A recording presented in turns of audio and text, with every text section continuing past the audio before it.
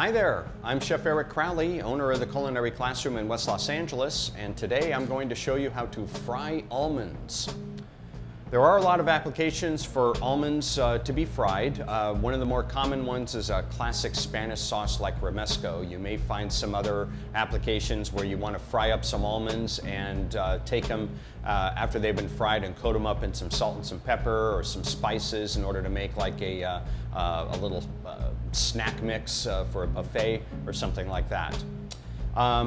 Frying up the almonds, for this particular preparation, I'm going to utilize some blanched almonds, and I'm also going to need a pan that has a lot of paper towels on it in order to absorb the oil after the almonds come out.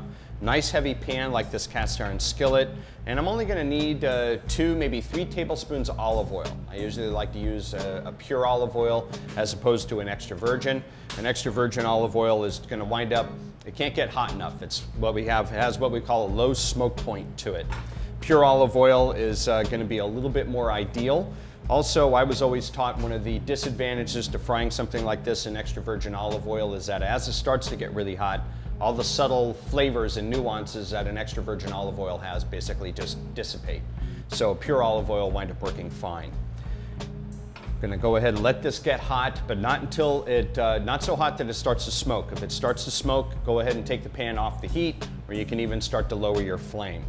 Blanched almonds, you can see a video for this elsewhere, or almonds that have the skin taken off. Make sure that they're dry. If they're still really wet, then when you get them into the oil, they're going to spatter. So you want to keep in mind if they do have a little bit of dampness to them. And to determine if our oil is hot enough, I can actually just take an almond and drop it into the oil. Notice the way that it starts to sizzle. When it sizzles right away, we're going to go ahead and take the rest of our almonds and just pour them right in. Have a little bit of water on them. That's absolutely fine. And stir them around. Get them out into a single layer. Make sure that you maintain a nice little bubbling. If the bubbling really starts to increase in speed and rapidity, it starts to sound really violent, you can go ahead and lower your heat just a little bit.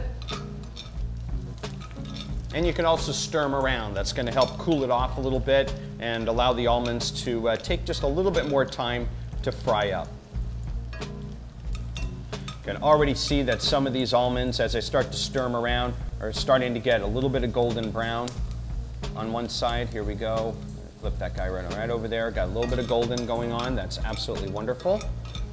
And what the frying is going to do is bring out the natural oil in the almond. It's also going to toast it up a little bit on the inside to help give the almond a little bit of a crispy texture. And it's also going to give it more of that toasted or roasted flavor to it as opposed to just having a raw almond. This is very common in a classic sauce like romesco sauce. In Spain, almonds are really essential in a lot of recipes. In sauces or crusted on the outside of steaks, it's going to give your item a little bit of a crunch, and of course you're going to have the nice nutritional benefit that the almonds have. So very, very quickly you can see the almonds start to get a nice golden brown. Going to take the pan off the heat and tilt the pan a little bit so I can start to get the almonds away from the oil, lift them on up with a spoon, even let them drain a little bit more out of the spoon. If you have a slotted spoon, that'll work out really well too. And then spread them out onto some paper toweling. Okay. You'll also notice that the almonds are going to start to darken a little bit more as they come out of the oil. Keep an eye out for some almonds like this little half right here. It's probably fried up a little bit too much. Once it gets that dark, you're going to really notice a distinct bitterness to the almond. So that one we'll wind up discarding before we use it in an application like a romesco sauce. Right? And that one as well. Right? There you have some nice toasted or fried almonds. This particular preparation you can make way ahead of time. These guys, after you cool them off, pat them dry with some paper toweling, you can get them into a airtight container like a Tupperware or something like that, and they'll keep in your pantry for about a week or so. They'll keep much longer in a Ziploc bag in the freezer or in the refrigerator in an airtight container. In the freezer about 6 months, in the refrigerator say about 4 weeks or so, if you can keep your hands off of them. Even like this, they're really wonderful. While they're still pretty hot, And they are, if you wanted to use them as a snack, you can sprinkle a little bit of salt, sprinkle a little bit of pepper on them. Remove these guys and we'll discard those. And that is how you fry almonds.